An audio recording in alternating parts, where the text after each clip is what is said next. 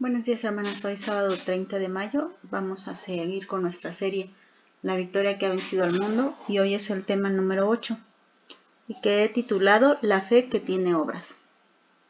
Y la cita bíblica es Santiago 2 del 14 al 20 y dice así: Hermanos míos, ¿de qué aprovechará si alguno dice que tiene fe y no tiene obras? ¿Podrá la fe salvarle? Y si un hermano o una hermana están desnudos y tienen necesidad del mantenimiento de cada día, y alguno de vosotros les dice: Id en paz, calentaos y saciaos, pero no les dais las cosas que son necesarias para el cuerpo, ¿de qué aprovecha? Así también la fe, si no tiene obras, es muerta en sí misma. Pero alguno dirá: Tú tienes fe, y yo tengo obras. Muéstrame tu fe sin tus obras, y yo te mostraré mi fe por mis obras. ¿Tú crees que Dios es uno? Bien haces. También los demonios creen y tiemblan. ¿Mas quieres saber, hombre vano, que la fe sin obras es muerta? Ayer estuvimos hablando de los enemigos que tiene la fe. Hoy vamos a continuar hablando acerca de esta fe genuina que Dios desea que cada uno de sus hijos tenga en verdad, de corazón. Y nos está hablando el día de hoy de la fe que tiene obras, la importancia. Hemos dicho ya también anteriormente que el Evangelio de nuestra salvación nos dice que lo único que necesitamos para recibir la salvación es tener fe. Eso es muy cierto.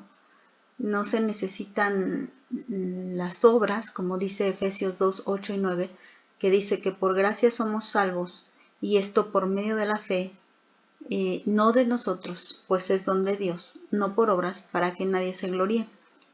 Entonces nos está diciendo Efesios 2:8 que la salvación viene solamente por la fe y no por las obras.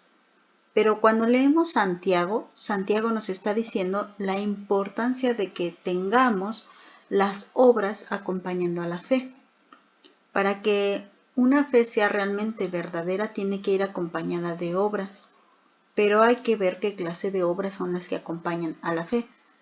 Si Efesios, en la carta de Efesios, el apóstol Pablo nos está diciendo que la fe es el único requisito que tenemos para ser salvos, y que no es por obras, para que nadie tenga de qué presumir, decir: no, pues yo soy tan bueno, por eso soy salvo, o fulanito de tal es tan bueno que va a entrar al cielo con todo y zapatos.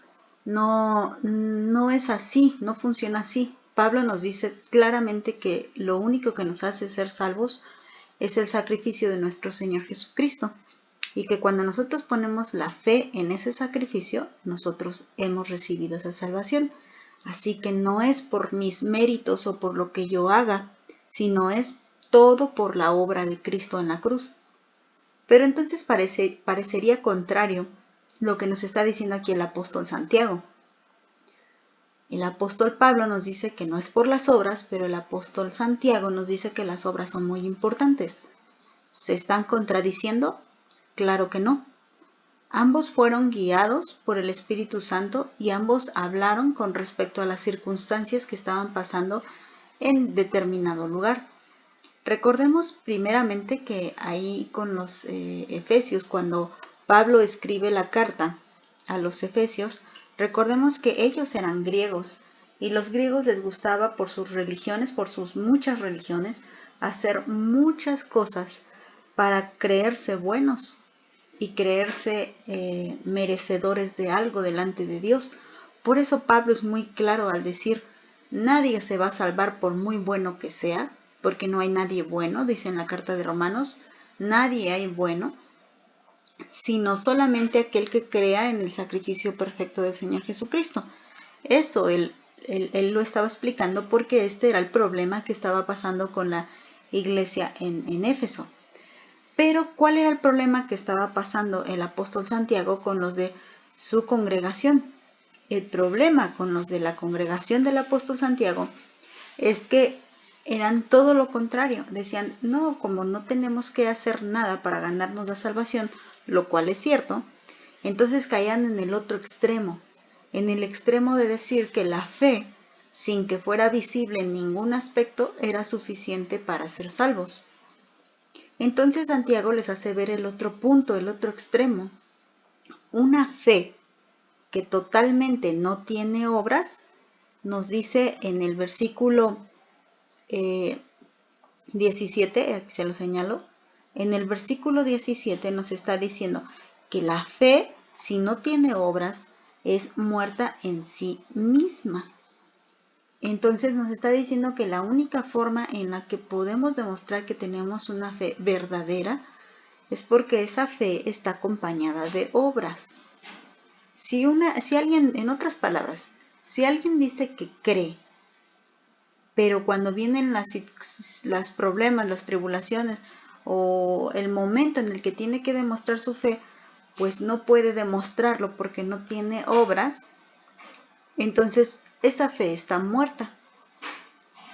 El versículo 18 nos lo dice más claro. Dice, alguno dirá, tú tienes fe y yo tengo obras.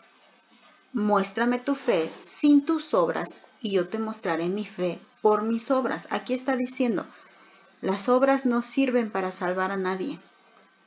Las obras solamente son la demostración de una verdadera fe. Más adelante, a lo largo de estos días, vamos a estar estudiando algunos personajes que tuvieron fe en el Señor Jesús, en Dios, y que a través de su manera de vivir demostraron que tenían fe. Es así de lógico. Si tú dices que crees en Dios, se te debe de notar. Esa es una fe genuina. Recuerden que estamos hablando de la victoria que vence el mundo, que ha vencido al mundo. Es una fe verdadera. Y la fe verdadera es aquella que demuestra a través de sus obras que realmente cree. Voy a poner un ejemplo. Aquí voy a usar con respecto a lo mismo que habló Santiago. Santiago dice que si una persona está padeciendo necesidad y tú tienes cómo darle para saciar esa necesidad, debes de dársela porque tú dices que amas a Dios. Y si amas a Dios, ¿cómo es posible que no demuestres tu amor a Dios amando a tu semejante? Entonces, al amar a Dios, el amor al semejante es el resultado. Y cuando amas a tu semejante se da cuenta que tú amas a Dios y que tienes fe en Dios. A ver si no me hice bolas. Dice el 15, y si un hermano y una hermana están desnudos y tienen necesidad del mantenimiento de cada día, y alguno de vosotros le dice, id en paz, calentaos y saciados, pero no le dais las cosas que son necesarias para el cuerpo, ¿de qué aprovecha?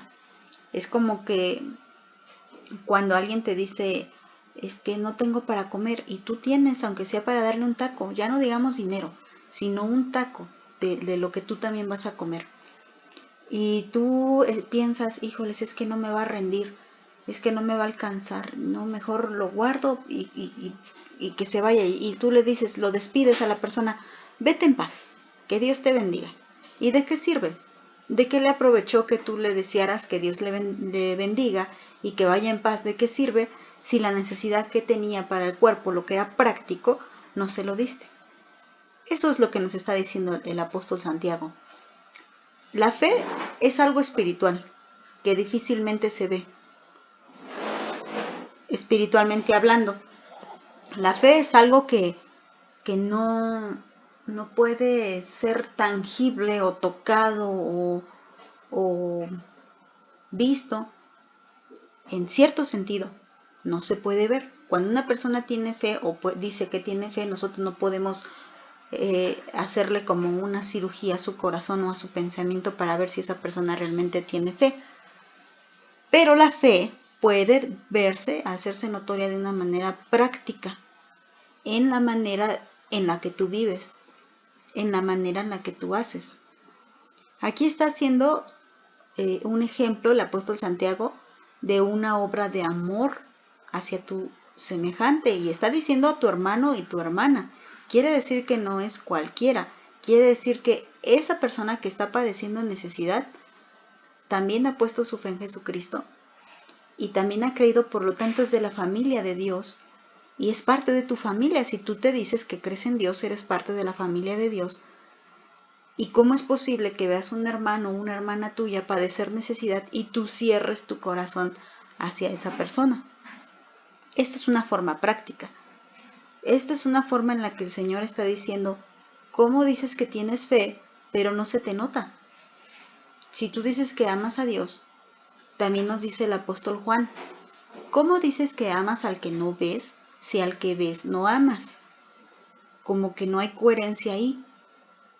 El apóstol Santiago nos está diciendo, está bien, es cierto que la fe es todo lo que necesitamos para ser salvos, pero una fe que no es práctica, una fe que no se pone en acción, ¿podrá salvar a alguien?